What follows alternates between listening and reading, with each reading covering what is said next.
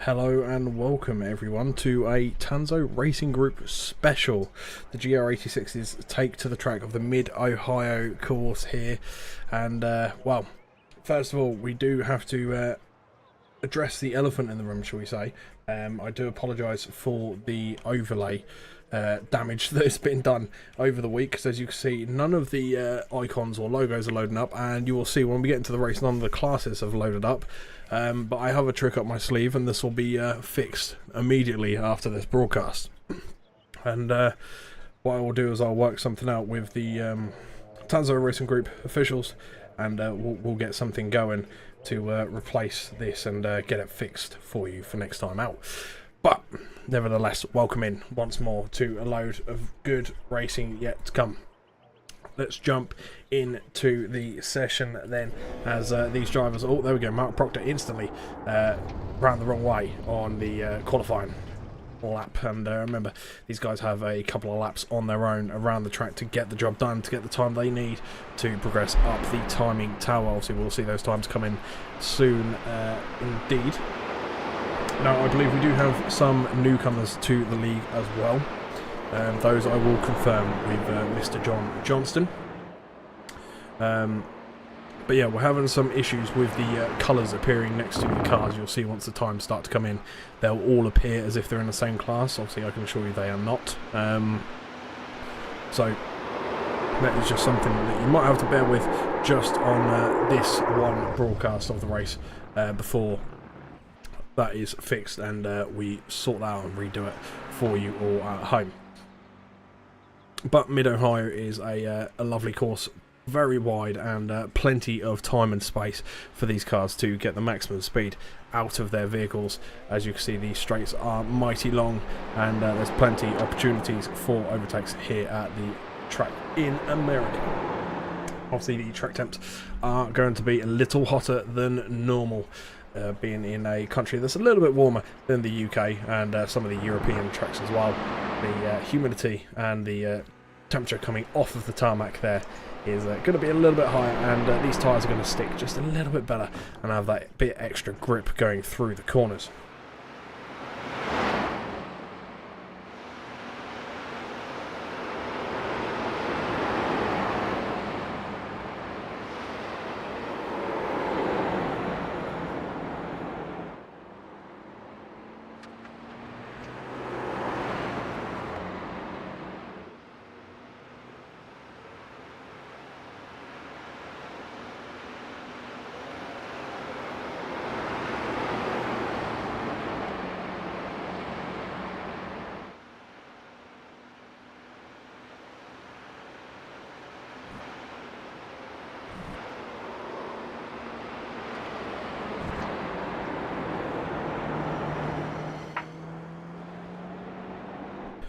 Well, ladies and gentlemen, as you can see, the times are coming in. Now remember, the classes are separate. You know, these drivers are in different groups.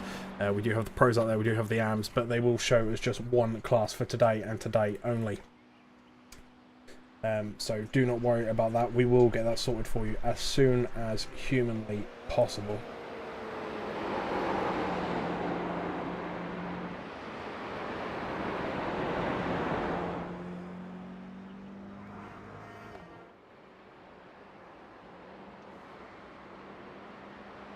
So what we will do here tonight is we'll bring you your live racing as normal, but the only thing you'll have to bear with is the fact that the classes are not showing, and same with the logos as well for the season sponsors, the Aqua Twist sponsors for the Tanso Racing Group season in the GR86s.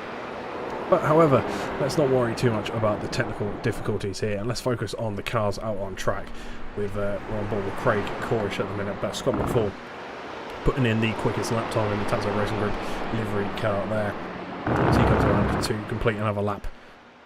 And what we're going to do, in fact, is we're going to jump on board with Scott McFall here and jump to the gyro cam actually, and this gives you a rough idea of how wide the track actually looks and feels to these drivers. We do have a number of drivers out there today, so there's plenty of chances for some great side-by-side racing and some overtakes.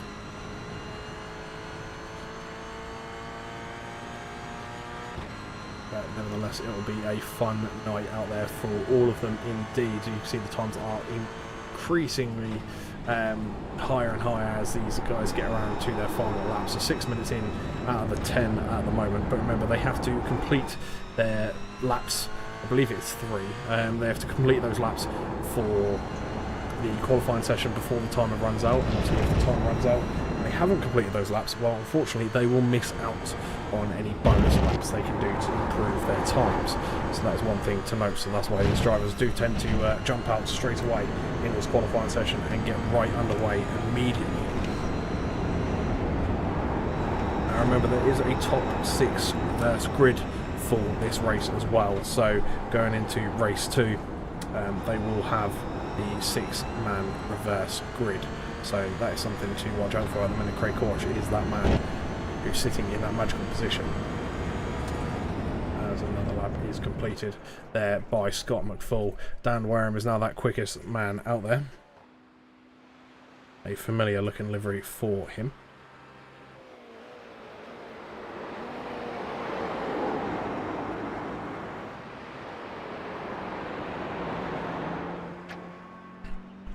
You can see the lap times all being in and around, all pretty much well under 1 minute 40. There's only Peter McMahon at the minute that's just trying to break that 140 mark, but some of these drivers do take 1 lap, maybe 2 tops, just to really get a feel for the track before they really do go for it and put their foot down and make the magic happen. So I have to admit that's a little game plan that I sometimes take up, is I will go very easy on the first opening lap and possibly the second lap as well, and then you really put your foot down and go for it in the final lap that you have available to you. Obviously different series have different allocations, and with those different allocations obviously there are different tactics in play as well.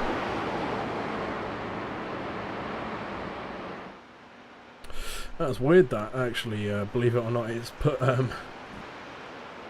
Michael Walters into his class, but no one else. So Michael Walters is the special car out there.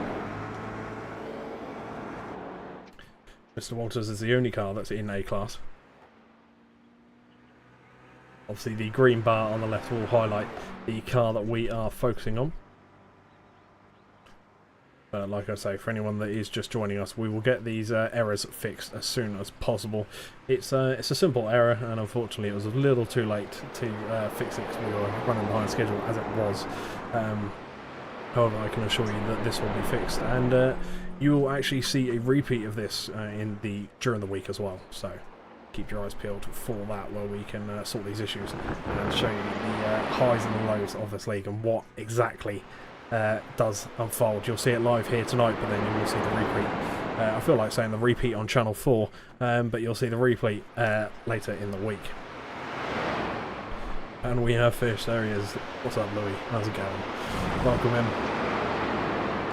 Dan Wareham with his soapy suds, rounding off his next lap of qualifying, potentially his final lap by the looks of it, as we look at the timer. 9 minutes 20 on the clock have been and gone, and not much time left to go whatsoever. Some of these drivers do keep driving around, and I think Dan Wareham is probably going to be one of them because he's the only car out on track at the moment. All the others have finished, so it won't be long until we kick off underway for race 1. I'll bring you your grid results here in just a moment.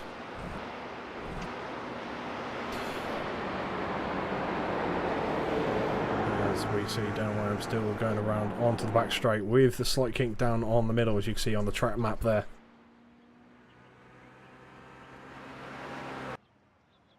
We've hit the 10-minute mark. It's kicked him off of track.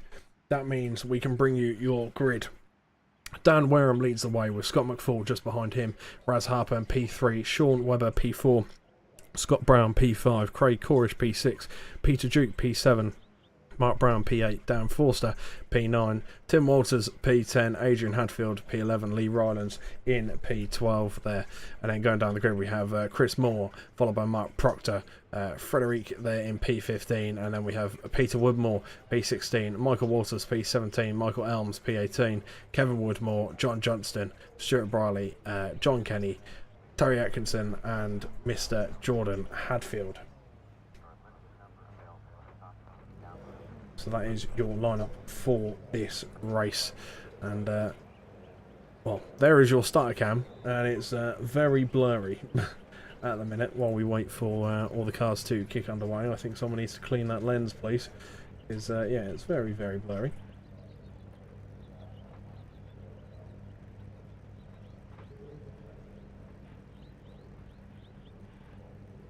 What we'll do is we'll bring you up the track map straight away. You can see there all the cars on the grid, and we'll bring up your normal. We'll bring up the battle box in the bottom right corner, as you can see, and that will show you exactly the battle we are focusing on, with all the overtakes and those being overtaken as well, all tallied up for us, so we don't have to do the maths. Love a bit of technology that helps us out.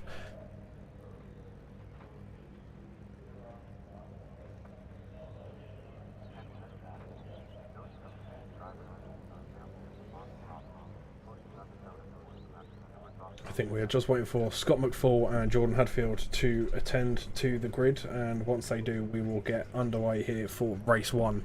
And at the minute, Craig Corish does still sit in that magical position of P6.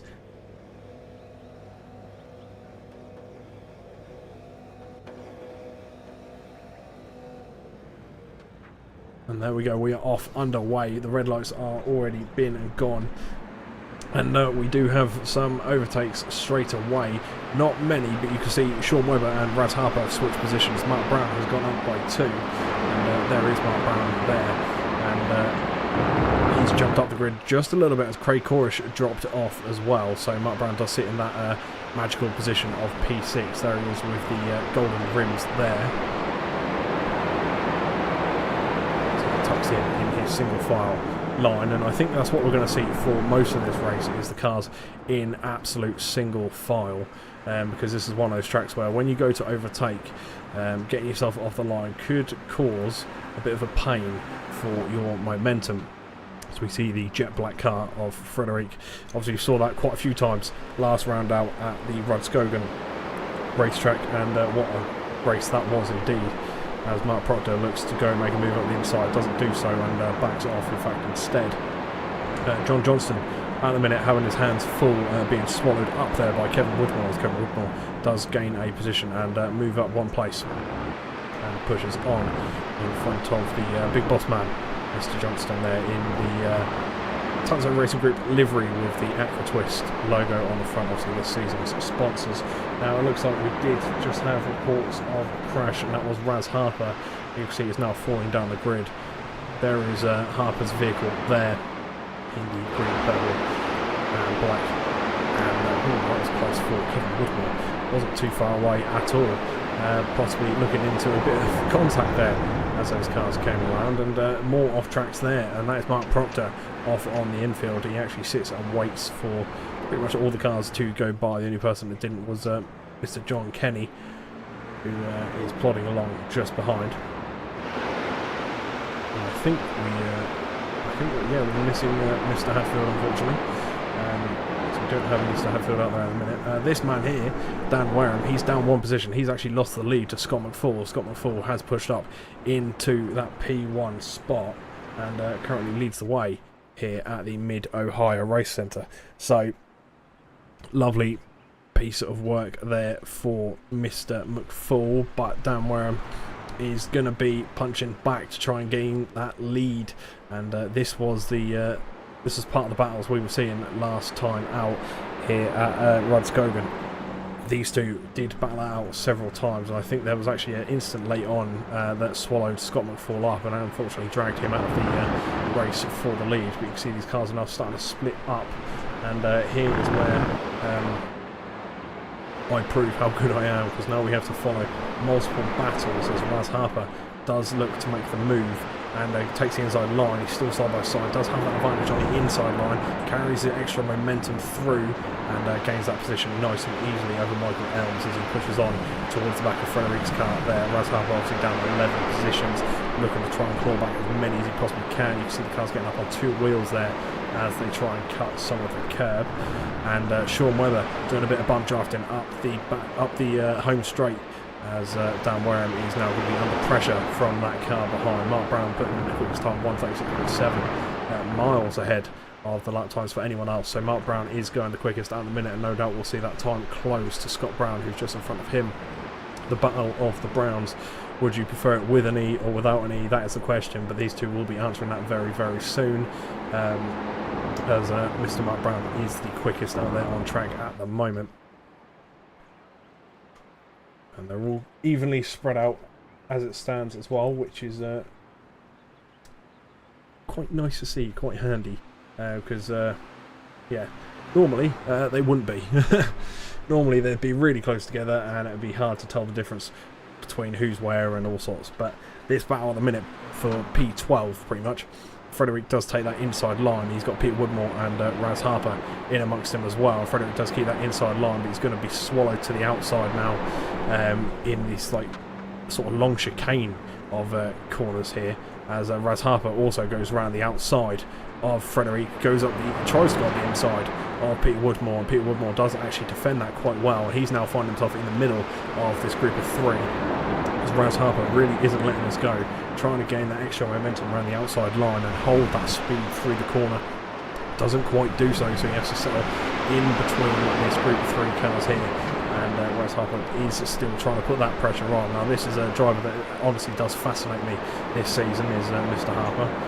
He does have some speed and does go about his work very quickly and efficiently as well, as you can see, making easy work there of Peter Woodmore and pushing up beyond P13, now in P12, and will be cruising towards the back of this man's car here, Lee Rylands, who is on the back of Adrian Hadfield as well. And Adrian Hadfield not too far away from Tim Walters, but certainly not close enough to make a move as of yet. So that'll be a battle to look out for in a couple of laps' time, I imagine.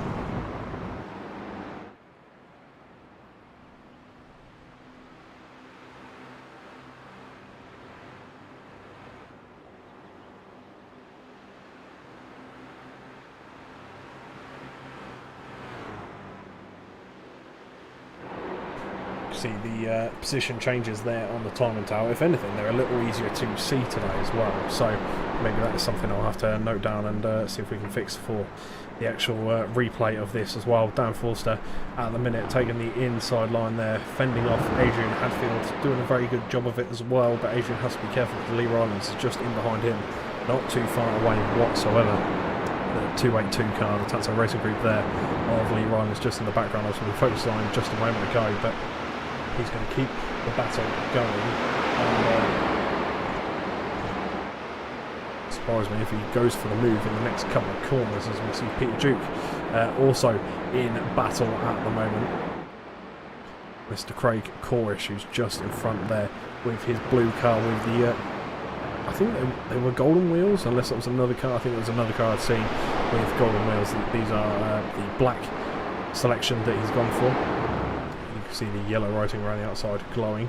Dan Wareham isn't too far off your leader still. These two are keeping it nice and close as always, as well, they do all the time, to be honest. They never seem to give up, shall we say. That's always nice to see.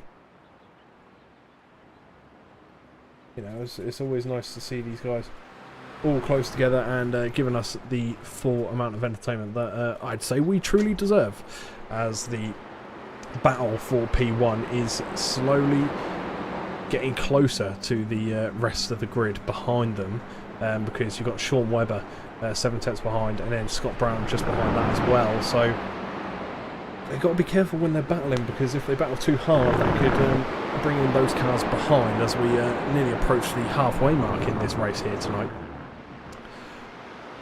with Lee Rylands falling down the positions, and here he is. Remember, that is one thing I didn't actually mention last week that I should probably mention this week, is that damage is off for this league as well. So you just saw Lee Rylands did have some damage on that front left wing there, the closest wing to us now, and that instantly got buffed out. So just remember that well, the case is that you don't have to worry about damage, so to speak. You know, the car will fix itself. So that's one benefit about this league. So really is an open skill level. You know, you can be your rookies and whatnot. You can have all those out there, and first time ever in a car, and it won't matter what happens on track, because if you go headfirst into a wall, your car will still be drivable.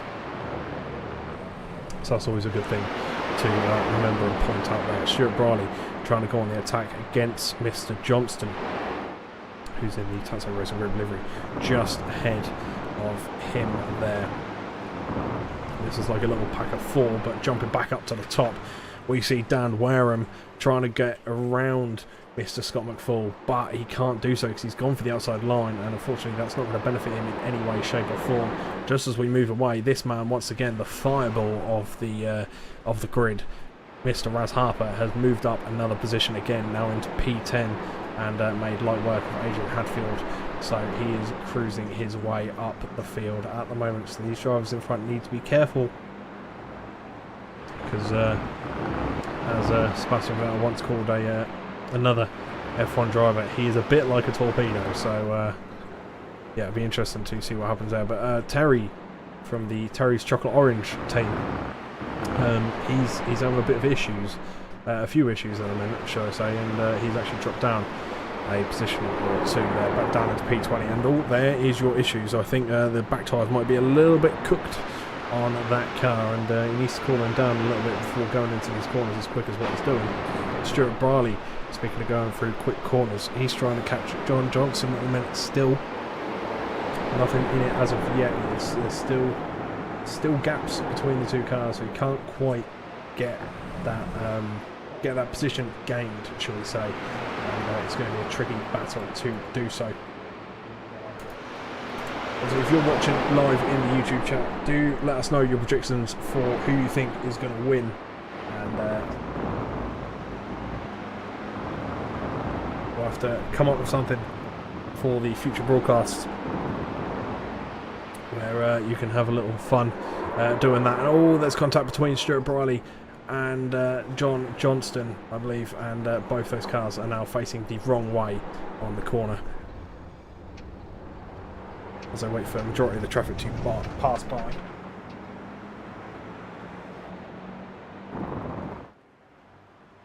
We can now both get safely underway as Lee Rylands takes the inside line, and unfortunately it looks like Kevin Woodmore is going for a bit of an off-road adventure. Manages to keep it in a straight line though, so at least he hasn't spun out there with that, because it's so easy to spin out after you go onto the grass, because the lack of grip from your tyres. Here he is, and the as I've now named him, the fireball of the league, and Raz Harper went for the move. He went for the move, and unfortunately him and Tim Walters both done the same thing. Break in whilst going around the corner, and that spun the back end around. Unfortunately Raz has lost quite a few positions, and the same for Mr. Tim Walters. They're ahead as well. He's also lost a couple of positions due to that incident there, due to that spin, but once again, thanks to the no damage, he's going to be able to crack on and get straight back underway. The Mid-Ohio track is proven to be a little bit difficult for some of these racers out there, and it's not an easy track to go around. We saw the touring cars go around there recently, and it's definitely a fun track, and brings some good racing, but it is challenging in some areas as well. It doesn't really look it from the top down view, but it is a bit of a challenge to get around lap after lap after lap and keep those laps consistent as well. That is the hardest bit about any type of racing, is keeping consistent. As these two do battle it out once more, nothing between the two pretty much. They're almost going to be side by side. In fact, they probably will be into the corner. No, they certainly aren't. Not quite yet. Mark Proctor isn't close enough to Kevin Woodmore, unfortunately. And Kevin Woodmore was able to move up away from Mr. Proctor.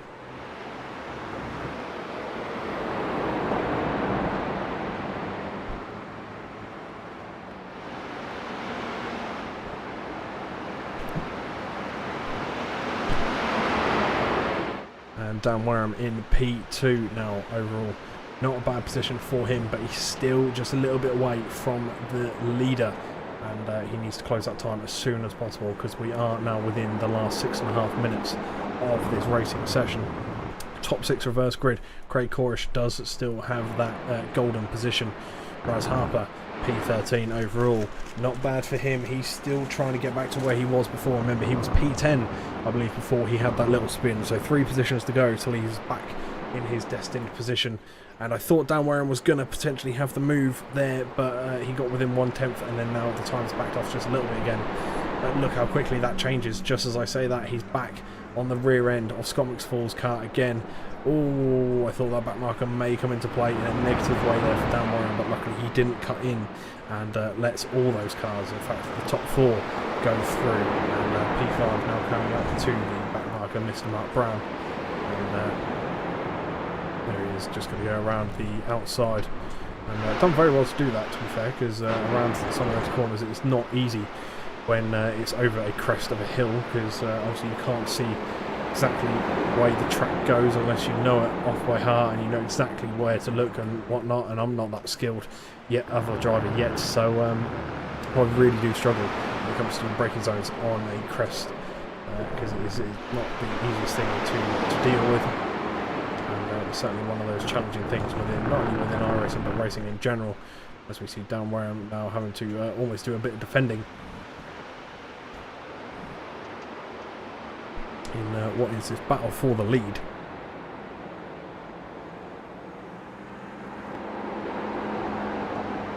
I think this is one of those battles that is just going to go on forever. If we had 99 laps, all 99 of those laps, those 3 cars at the top would be that close together for the entirety of that race. So it doesn't matter what you do, I don't think we'll be able to split these people up at all. Mark Proctor got a bit off track there. Can he keep the pace up and keep on Kevin Woodmore? He does so, only 3/10 away, not much at all, about the same distance as what we've just seen the leaders from each other. What he needs to do is get a little bit later on the brakes. I thought the back end was going to swell out then, but he managed to hold it in nice and tight. As he goes around, looks towards the inside line, possibly to just try and get the move done on the inside there. They look to be side by side pretty much, they are indeed. In fact, Mark Proctor's got his nose ahead, taken a massively cut version of that line through that kink on that straight, and that gave him the advantage and put his car well in front now. Now it looks like the main man in this battle then is Dan Wareham. He's the only one that can really make a difference from here for the lead as of right now, because Sean Weather's just a little bit too far to get onto the back of Dan Wareham and cause him some issues. So Dan Wareham, this is now playing towards your hands. This is all down to you. 1/10 is all it is. Not much at all, as we're talking about that. Bryce Harper, once again, we've seen these 3 cars together. Bryce Harper, Peter Woodmore and Frederic, and I think Frederic's gone. He has indeed. Where is he? There he is. Frederic, unfortunately, I think had a bit of contact there with the green car of Peter Woodmore. There he is. I think those 2 did have contact, and unfortunately that sent him around the corner. And well, look, there we go. We had the overtake done for Sean Webber, or on Sean Webber, should I say. Dan Wareham has pushed up into P1 now overall, so he does lead this race now. 3/10 split him and Sean Webber in P2, but that can soon change as both these cars with bright blue wheels come around the corners, through the S-shaped corners all the way to the, I would say, one of the back straights, because it's quite a lengthy straight, this one.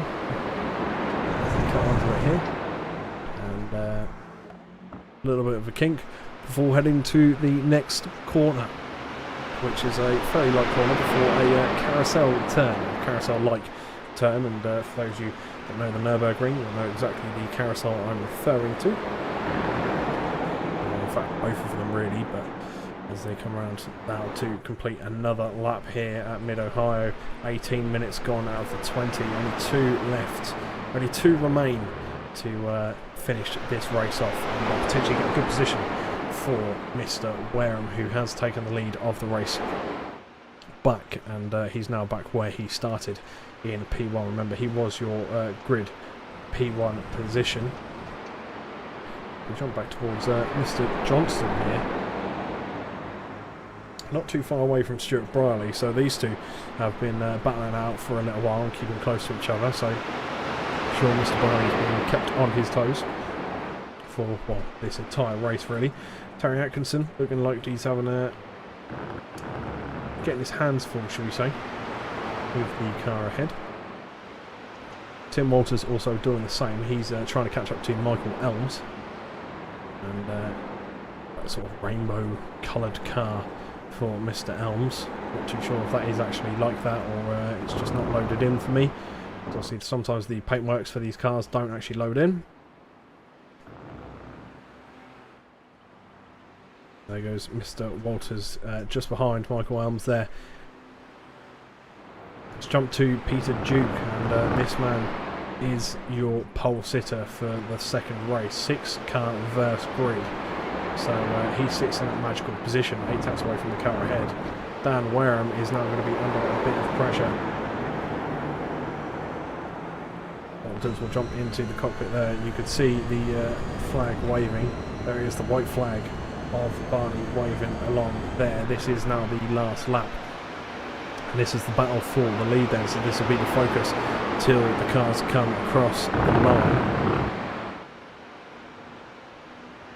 Dan Wareham does currently lead the way. Sean Webber 2 tenths behind that, and then another couple of tenths behind that we do have Scott Brown. So these three all still within a chance to win this race, and potentially Mark Brown as well, who, yes, maybe 3 seconds off, but if these guys come too close together and send each other off, that could end up a collision that removes all of them from the battle for the lead of this race, and Mark Brown could take the crown and put himself on that top step of the podium for the first time this evening.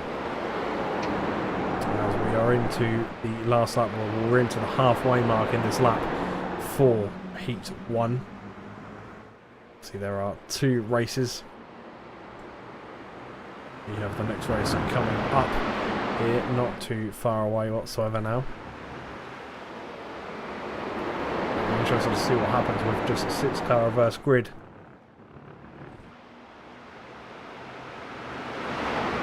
Obviously we saw that last time at Skogan. That did affect the cars that were the leaders in race 1, chasing for the lead in race 2.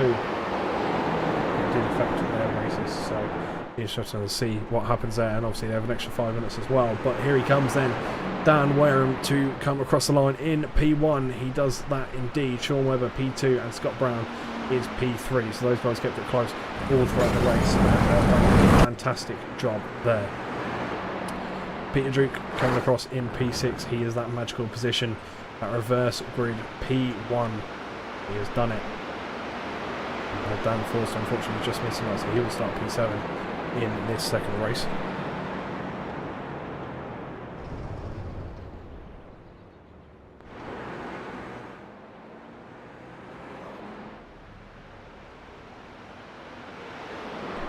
What we'll do is we'll just wait for the cars to all come across the line.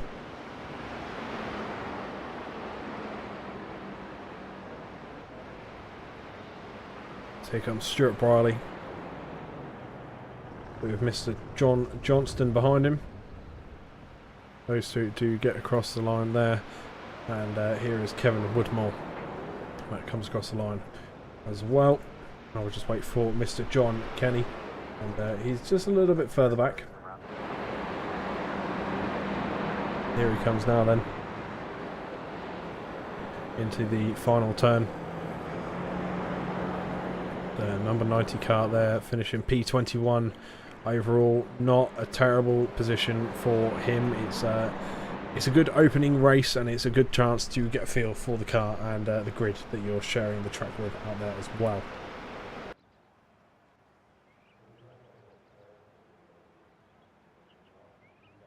So what we'll do is we'll bring you your results for the Heat 1. That is Dan Wareham in that P1 position. Sean Webber P2. Scott Brown P3. Mark Brown P4. Craig Corish P5. Peter Duke P6. Dan Forster P7. Adrian Hadfield P8. Raz Harper P9. Peter Woodmore P10. And then we have Tim Walters, Michael Elms, Lee Ryland, Mark Proctor, Chris Moore, Michael Walters, Terry Atkinson, And we have Stuart Briley, John Johnston, Kevin Woodmore, John Kenny, Scott McFall, Frederic, and then we have Mr. Jordan Hadfield at the bottom of the pack there as well. And now we do have a 5-minute warm-up / cool-down period before the second race of 25 minutes. So what we'll do is commentary will be quiet just while we have this 5-minute break to get a breather, grab a drink and do whatever else needs to happen. And we'll be back just before the racing commences again. So we'll see you in a few minutes.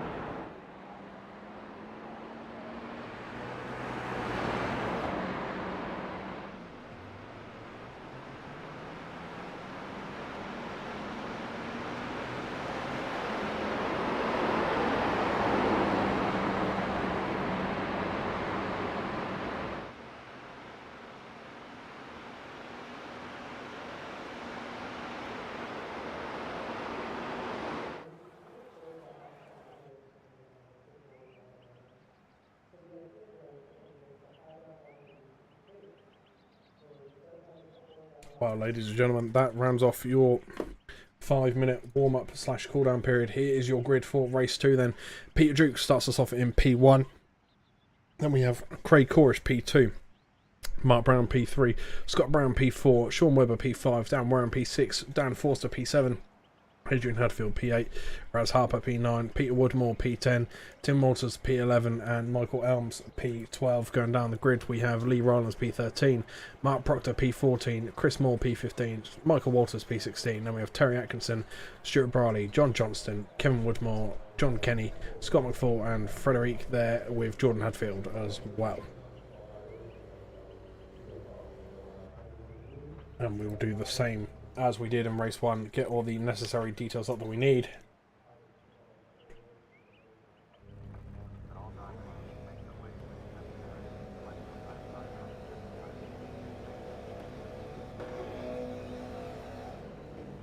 And there we go, the lights are underway, or lights have got us underway, sorry, as we crack on for the second race. An extra 5 minutes is in play here in this race, and we don't have 3 cars on the grid, so we are down 3 cars, so 21 cars do carry on into the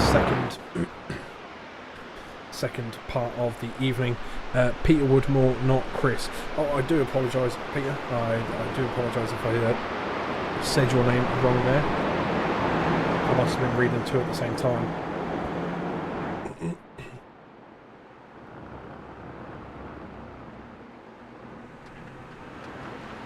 Peter Duke does lead the way at the moment with Sean Webber, Craig Corish just in behind as well. Dan Wareham up 2 positions. Scott Brown unfortunately dropping 1 position, and you can see in the background there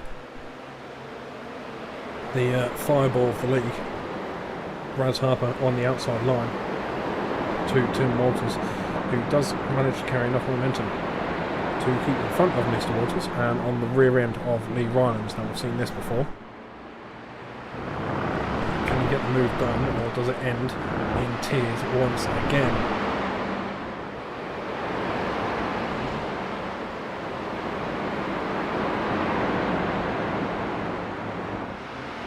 You can see these cars still going side by side into some of these corners now, as it's still early doors. But oh, it sounds like there's a spin there, and I think it's Craig Corish. It is indeed. And oh, there's other cars going off now as well.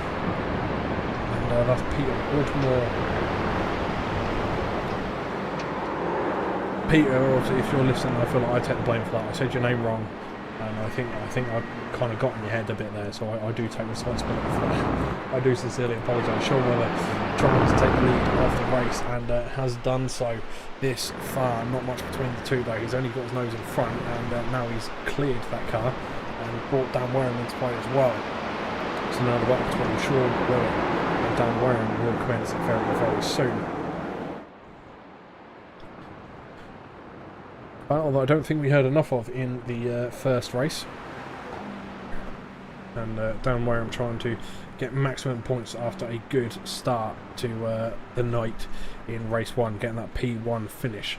See Sean Webber, who's currently P1 now, to finish that P2. And Scott Brown is currently in P5 overall, but Raz Harper moving up into P6, and he's now moved up, and his target is Scott Brown. In fact, that is the next car up the road from him, but he's going to have to get his foot down a little bit to close that gap. And just as I say that, it looks like he's already done so. Kevin Woodmore, unfortunately, as we zoom into a bridge, as he's had a bit of an incident for the It's Racing livery car there, the nice green car. I actually do quite like that livery. It's a little bit different. It reminds me a bit like BP sponsorship almost, or Sprite on one side, BP on the other. But that's the feels I get from that livery. Obviously, it's probably not based on that, but there is Tim Walters there, car 66. On the off-field rejoins in fact with our friend Kevin Woodmore. Terry Atkinson is losing the position there to Craig Corish. Craig Corish does move up after dropping down 9 positions. Same with Scott Brown as well, also down 9 positions due to a earlier incident, I imagine, because that is quite a considerable amount to drop. So Scott Brown in the mix with cars close in front of him and behind, and certainly won't be letting off. And it's now 50 seconds, and then we've had that extra 5 minutes already, and then it's down to the last 20. So time really does fly around these circuits, especially with extra time. You think, oh yep, that's plenty, that's all I'll need, but that's gone in an absolute flash. We've only completed 3 laps here, and that time has already disappeared.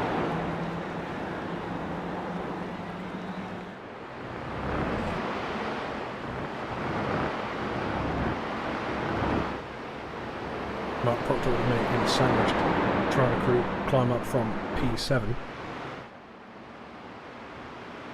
Trying to get his way into P6, but in fact he's going to be under pressure from Lee Rylance, who's on the outside line there, and on the outside line once again. Can he keep his nose up on the outside of that car of Mark Proctor? He can't, he actually pulls out a little bit.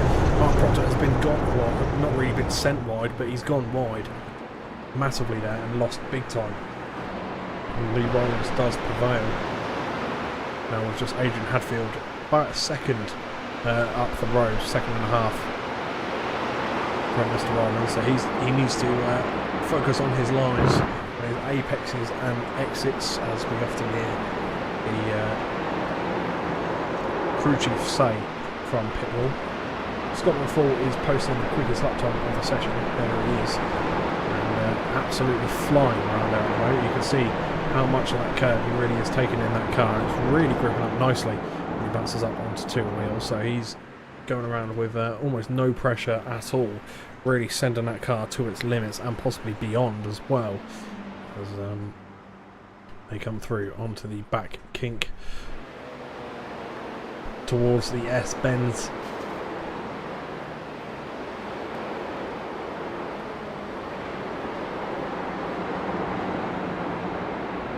He's now on the back of this pack, which is Peter Woodmore just in front of him, then John Johnston and Chris Moore just ahead of that. So that's the battle for P14 just ahead, and he's now going to tie himself onto the back here, and I'll just stick with him for a second or two more, see if he can get any positions. He does so straight away. I feel like Peter Woodmore does let him through a little bit there, just opens the door for him. He knows he's the quicker driver, he lets him on by.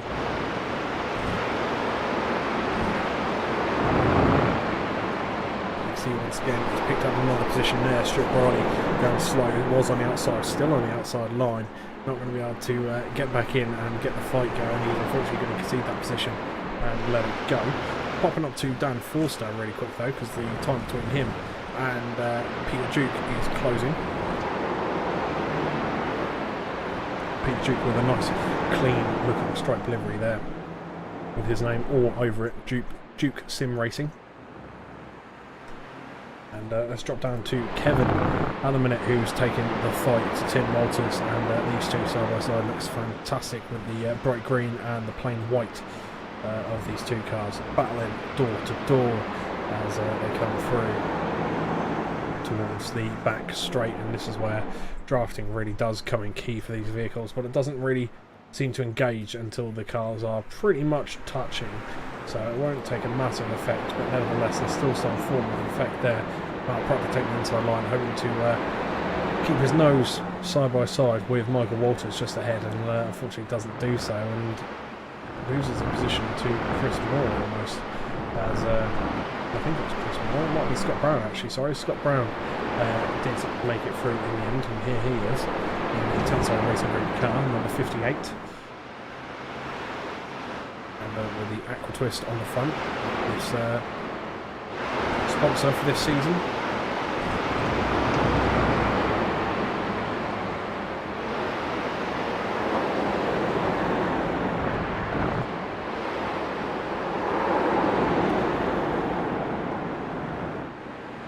Now if Kevin can find a few seconds in this pace, it could be Battle of the Woodmores coming up. So we have Peter in P17 and we have Kevin in P18.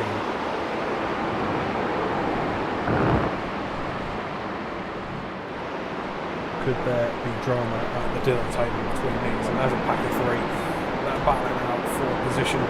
Scott Brown into P10, Michael Walters just in behind P11.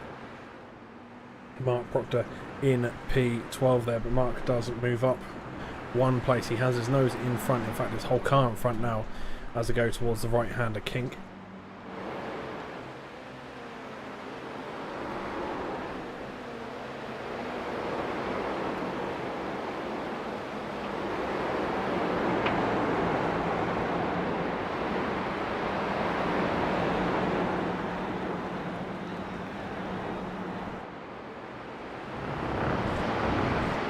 cars are starting to space out a little bit. So the battles are beginning to be less and less as the time goes on. Peter Woodmore still trying to put that pressure down on Stuart Brierley in the It's Racing car there. Michael Walters unfortunately losing position to Scott McFall.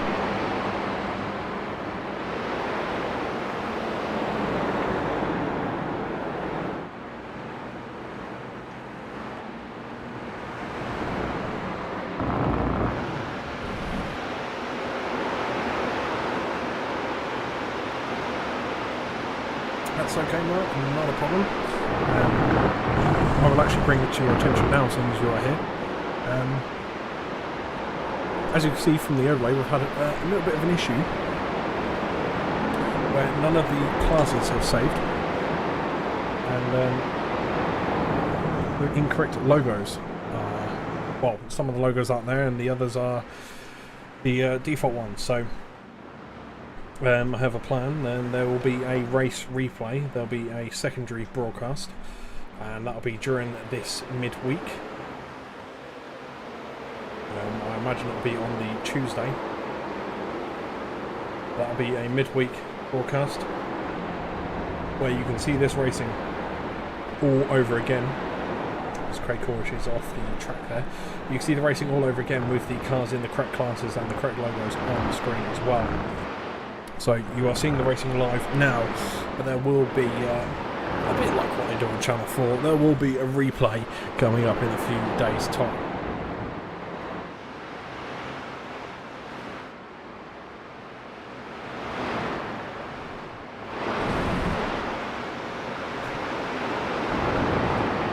There's no need to worry, there is an easy fix to it. After the broadcast has concluded here tonight. As you can see, Scott Brown taking it side by side now with Michael Elms, and they do slot in side by side once more. But just behind that, Scott McFall coming on the back of this battle with Mark Proctor, who did jump up a position there on that straight and has taken full advantage. As Scott McFall once again goes side by side, and unfortunate for Michael Elms, who does spin around and now sitting sideways on the track. Luckily he's off the line, so he's not going to cause much incidents out there. As John Johnston up 6 positions from his starting grid position, with Peter Woodmore just in behind him, so he's going to have to keep an eye on his mirrors because Peter is going to be on a revenge mission. Down 4 positions from his starting place, so he's going to be looking to get those back as soon as possible. Speaking of which, he's a bit harder on the brakes. You see his car really kneeling down there in the braking zone, trying to stick it up on the inside of John Johnson. Unfortunately, he doesn't get the move done there. The question is, can he get the move done the next couple of corners, because he's going to need to get it done as soon as possible.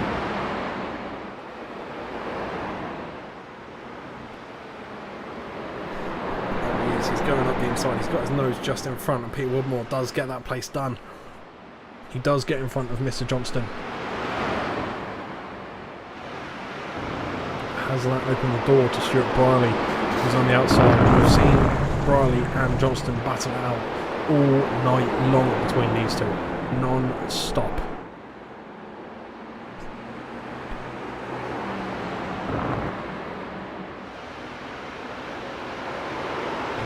Going to go around one more time in this group. But speaking of groups, let's go up to Adrian Hadfield, who's leading this pack of cars here. Battle for, it says P3 in the bottom right corner, but I think we all know it's battle for P6, because you've got 4 cars right behind him all the way down to P10, and these guys are all fighting out for that 6th position. I've not ever had this feeling before, I've not ever been lucky enough to have it, but it must be a little odd being in P10 and knowing that P6 is literally not even a second up the road, and you could easily take that position if you sort of get your foot down a little bit more, go a bit later on the brakes as well, that some of these racers are now doing, and unfortunately that is a spin. Who did we lose there? Scott Brown.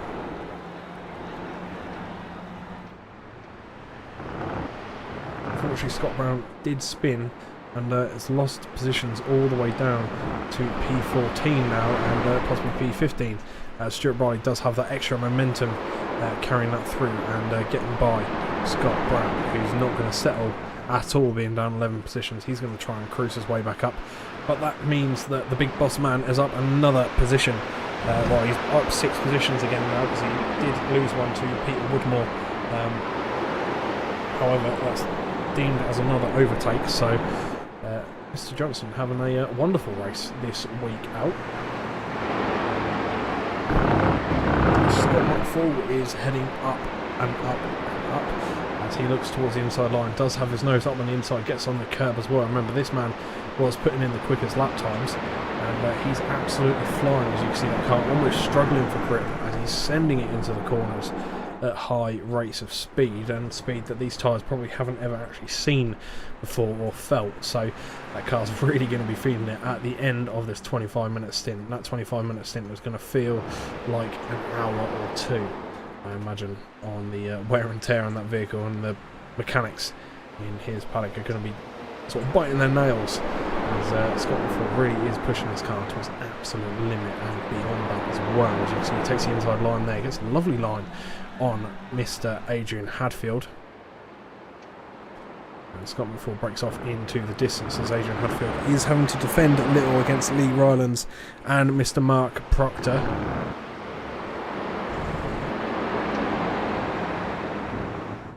It's not going to be an easy job, so Adrian is going to have his hands full in this one, and no doubt he's going to have to defend that for quite a long time, as we see the fireball of the league, as I've named him, Raz Harper, absolute bombshell of pace, fly up into P4. Now just up the road is P3, 1.5 seconds or just under. Now let's see how quick that time is down already. We're down to nearly 1.2 seconds, and in fact we're in that now, so that's how quick that time really does come down for Raz Harper as he continues that chase. Stuart Briley unfortunately has spun around, and that pulls him off of the back of John Johnston. And as you can see here, he's going off into the distance with Scott Brown at the minute, and probably going to have to do a bit of defending work. Can he do it? No, he can't. Scott Brown has got his nose in front and makes it clear. On the brakes nice and early. He's a little slower through there because you can't see the car struggling for grip as much. But nevertheless, he won't care as he moves up a position.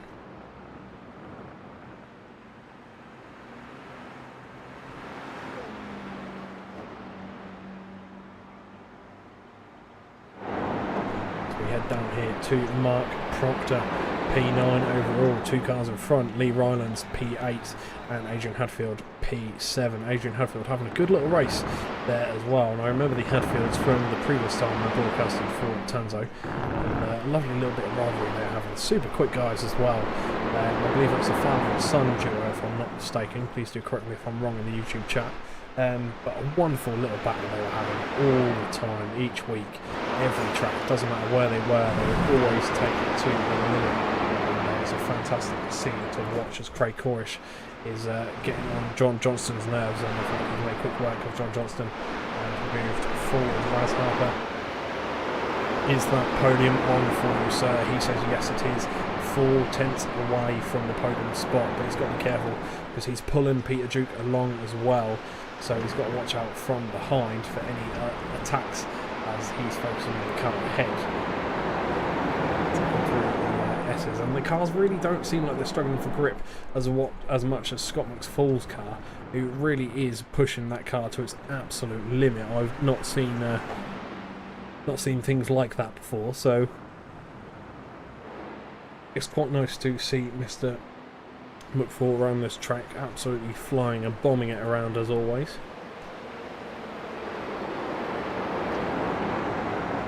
Raz Harper is chasing down this podium spot. If he can get on here, I think this will be the highest he'll go in the podium, because with 5 minutes left to go, closing down a 10-second gap is not going to be easy. It's doable, but it's not going to be easy for him. Raz Harper is 2 tenths of a second away. Nothing splits these two. Is he going to get him on the home straight, or maybe even just before that?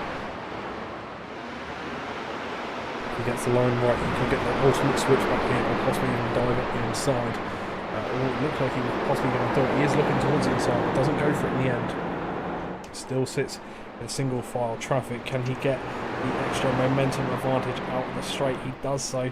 Looks like Dan Force is going to take the inside line, try and defend it, but he's not going to have enough speed on that inside line. And Raz Harper gets his car clean in front, and now sitting on that bottom podium step.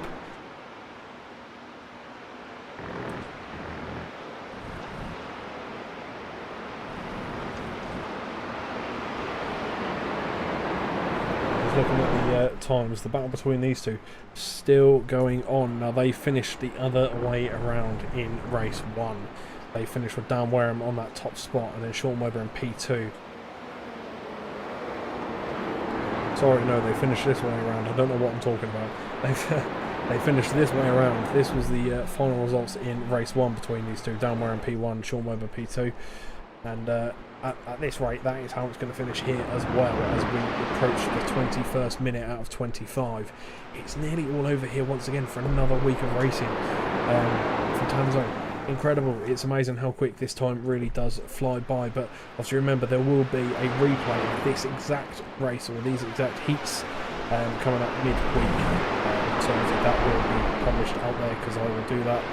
Especially just to make sure that you guys get the full experience and you see the split classes of drivers, because I'm sure there'll be some people in some places that you wouldn't expect, shall we say, for their classes. So it's nice to see anyway, so we'll make sure that we bring that to some point soon. Lee Rollins at the minute still trying to put the attack on in the final few minutes of this race. There's really not long left to get that move done. Adrian Hadfield has done an absolute fantastic job at defending the two cars behind. That P8 and P9 is what he's keeping behind him, with Lee Rollins and Mark Proctor. Two big names within this league, two names that aren't easy to defend against either. And Adrian Hadfield has done it, and Adrian Hadfield being one of the experienced racers in this league as well. As John Kenny pulls over to one side. Thank you very much, Mr. Kenny, sir. Adrian Hadfield being one of the more experienced racers within this league. He's been here a good few seasons now, and he's done an absolutely fantastic job at defending these two. Can he do it just for a couple of minutes more and make himself and his fans proud of that performance? As he could pull off a fantastic P7 position with that green bonnet there on his car. A livery he's rocked for a good few seasons now. You can see the wipers going for Mr. Proctor's car. I'm not too sure why he's got the wipers going. I think he's accidentally hit the wrong button on the wheel, as we saw the wipers going into the corner there.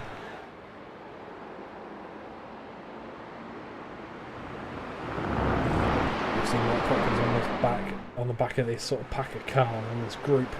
And is he going to get that position? He keeps looking towards the inside, but unfortunately he's not quite close enough to make a move and try and push up the grid. So he's having to just bide his time in P9 at the moment. 2 minutes left to go then, guys. That is all that is left. Nothing in it whatsoever at all. As I've had reports that Sean Webber has had a crash. That he has. 9 seconds, nearly 10 seconds off the leader now.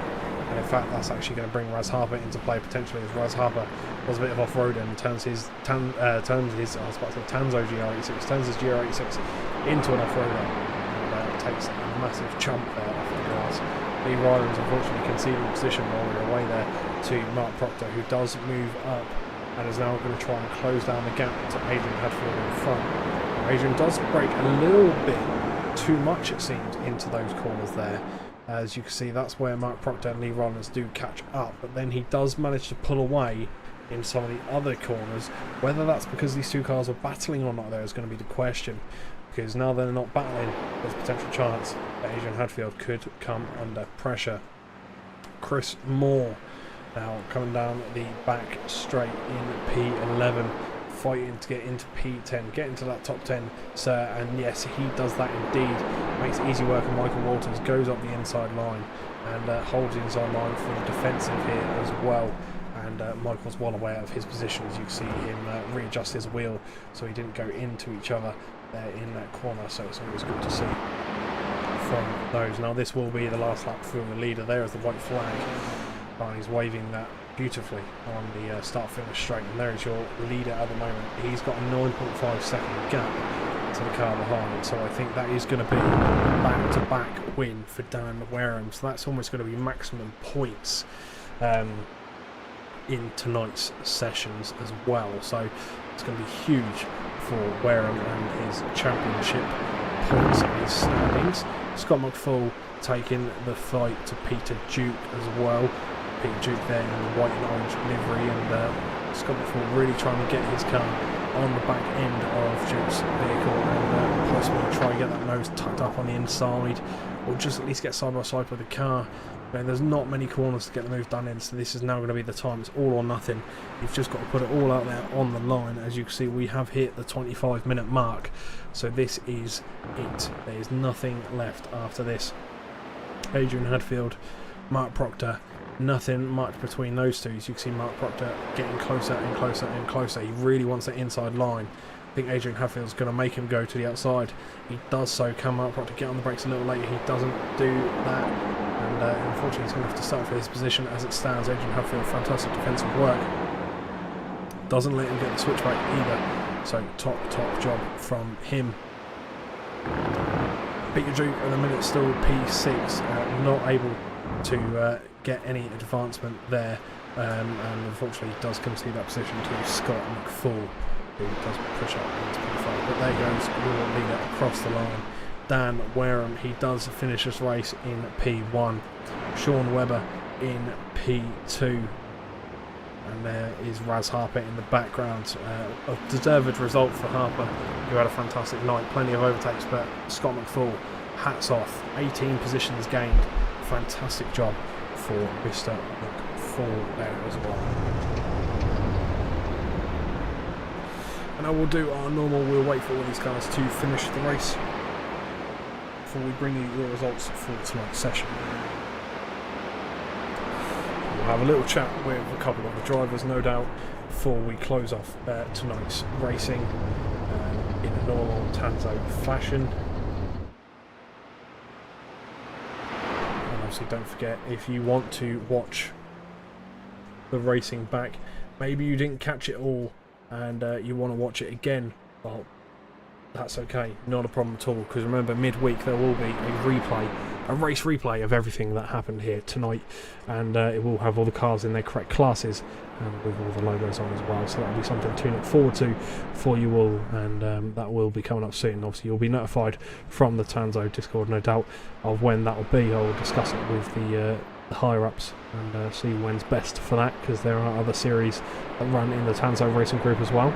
Obviously they do have, I think I've seen the GT3s, I've seen Super Formula Lights, I've seen all sorts, so they do have their fingers in multiple different pies, and it's definitely something to get involved in. So if you like your racing, doesn't matter on your skill level, ability or anything like that, get yourselves involved. Tanso is a great group to come along to and really get a taste for league racing.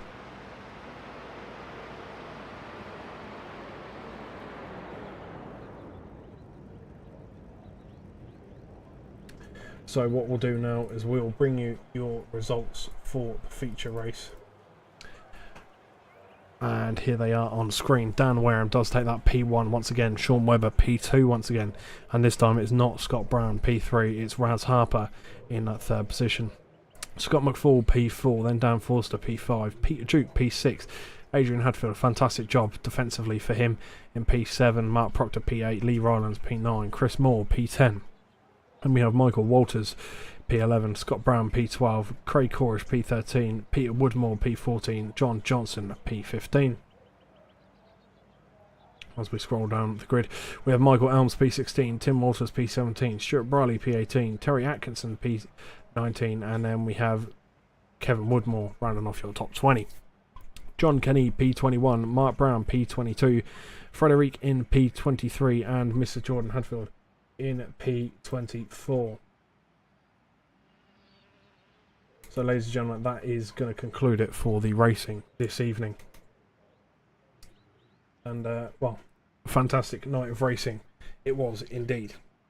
And let's just have a little look here. Do we have any waiting interviews? Any pending interviews, shall we say? None that I can see just yet. So let me go over a couple of bits here then. obviously, once again, apologies from myself for the lack of logos and car classes. Obviously, there will be fixes brought in for that for the mid-week replay. And like I say, I'll speak to Mr. Johnson and Mark Brown on when is best to do the replay. We'll figure that out between us. But we look forward to seeing that brought up with the correct car classes, and these guys really showing their stuff and seeing what they can do here at the Mid-Ohio Racecourse. But next week we do have a fantastic race coming up for you. Allow me to bring up the track that we will be going to. Let's bring that up for you here now. And next round out, we're at the Brands Hatch Circuit.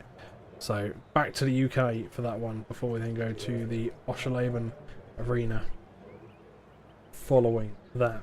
So fun racing yet to come, and no doubt it's going to be an absolute blast. So that's going to be it from me. We're not going to have any drivers for the interviews because we're going to redo this on during the midweek at some point. So look forward to seeing you all then. Thanks very much everyone for tuning in. We hope you have a wonderful week, and we'll see you again for many, many good races coming up here on the Tanso Racing Group YouTube channel. Make sure you like, subscribe, and share for more. We'll see you again very soon. Thank you and goodbye.